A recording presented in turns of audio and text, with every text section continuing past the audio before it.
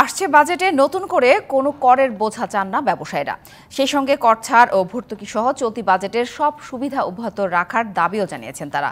সরকারের রাজস্ব আদায়ের চ্যালেঞ্জ মোকাবেলায় উপজেলা পর্যায়ে করজাল বাড়ানোর তাগিদ তাদের। সেই সঙ্গে বিনিয়োগ বাড়াতে দীর্ঘমেয়াদে নীতি ঘোষণাও চান ব্যবসায়ীরা। 2024-25 অর্থবছরের বাজেট ঘোষণার বাকি আর মাত্র 10 দিন। বাজেটের সব দলিল চূড়ান্ত হয়েছে, তারপরও ব্যবসায়ীরা তাদের শঙ্কা থেকেই দেন দরবার করছেন সরকারের সর্বোচ্চ পর্যায়ে।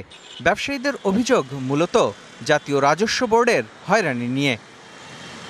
সংকটে থাকা ব্যবসায়ীরা নতুন করে আর কোনো করের বোঝা চান না। বাজেটে হঠাৎ করে কোনো রুলস চেঞ্জ হয়ে গেল যাতে কস্ট ডাবল রিডাবল হয়ে গেল, ওইটাই আমাদের ভয়। আমরা চাই সরকার যে ধারাটা চালিয়ে গেছেন এতদিন, সেই ধারাটা যাতে ঠিক থাকে।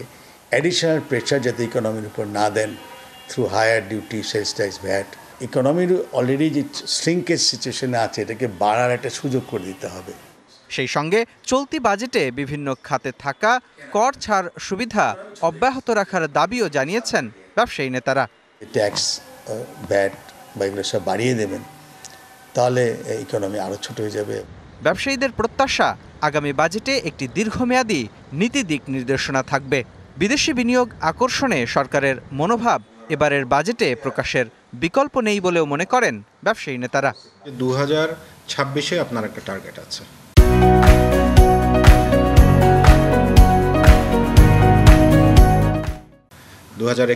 আপনার একটা টার্গেট আছে। আপনার সামগ্রিক যে নীতিগুলো আছে, সেই নীতিগুলো এটাকে সহায়ক হতে হবে।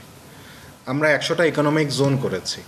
এই 100টা ইকোনমিক জোনে যদি আমাকে দেশি বিদেশি ইনভেস্টর নিয়ে এসে ইনভেস্ট করিয়ে সেটার বেনিফিটটা আমাকে নিতে হয়, তাহলে আমার ওনাকে বুঝাতে হবে যে উনি কেন এখানে ইনভেস্ট করবেন।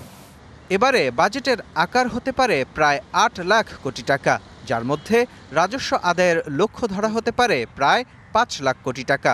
ব্যবসায়ীদের শঙ্কা, বিকল্প উৎস না খুঁজে রাজস্বের লক্ষ্য পূরণে এনবিআর নিয়মিত করদাতাদের ওপরই আরও চাপ বাড়াবে। মুস্তফা মাহবুব, ডিবিসি নিউজ, ঢাকা।